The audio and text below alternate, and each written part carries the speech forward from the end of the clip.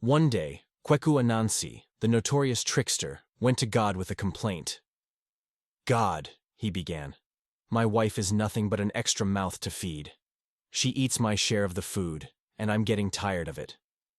God, always patient with Anansi's complaints, raised an eyebrow and asked, "What would you like me to do about this problem?" Anansi, with a sly grin, replied, "God, please give me a wife with no mouth upon her face. That way, she won't eat my food." God, who had seen Anansi's tricks before, looked at him with bemusement. Anansi was always asking for the most peculiar things. "Very well," God said with a smile. "Come the morning, you shall have a new wife with no mouth upon her face."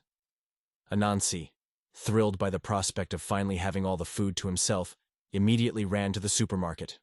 He bought yams, plantains, rice, and other delicious foods, thinking to himself, "Finally, all the food I buy will be for me alone to eat." The next morning, Anansi awoke to a bright and sunny day. He eagerly rushed to the kitchen and was greeted by his new wife. She silently nodded at him as she prepared breakfast. She didn't speak, didn't eat, just cooked and served him food. Anansi was ecstatic. He couldn't believe his luck. His new wife would cook all the meals, but she would never eat any herself. "This is perfect," he thought. "I've finally outsmarted her." Days passed, and things seemed to be going perfectly, until Anansi went to check on the food supplies one afternoon. To his shock, most of his food had disappeared. "I know I eat a lot," Anansi muttered to himself, "but not this much." He was puzzled. He was supposed to be the only one eating the food. After all, his new wife didn't even have a mouth on her face. Where was all the food going? Determined to get to the bottom of it, Anansi kept a close eye on the kitchen for the next few weeks. He watched his wife cook for him, but he saw nothing unusual. She never ate, never took anything for herself. And yet, each week, he found he needed to buy twice as much food.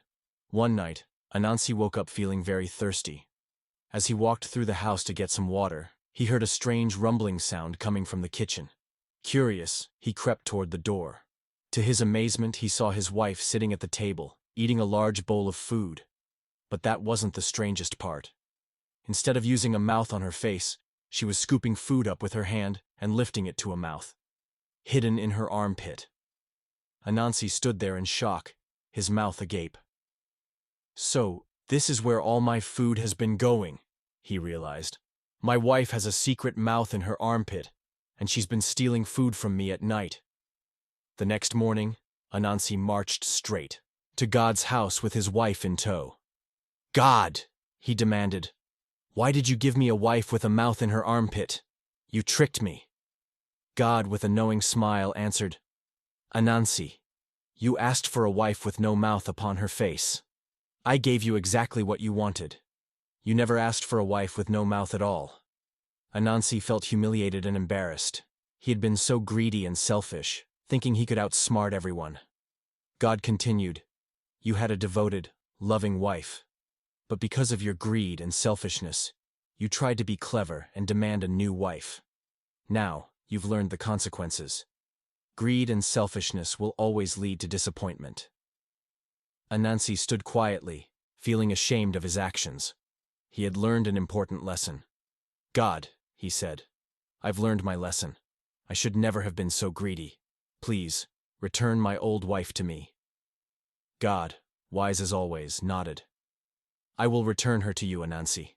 But remember, it is better to be generous and kind, rather than selfish and greedy." From that day forward, Anansi was determined to be a better man.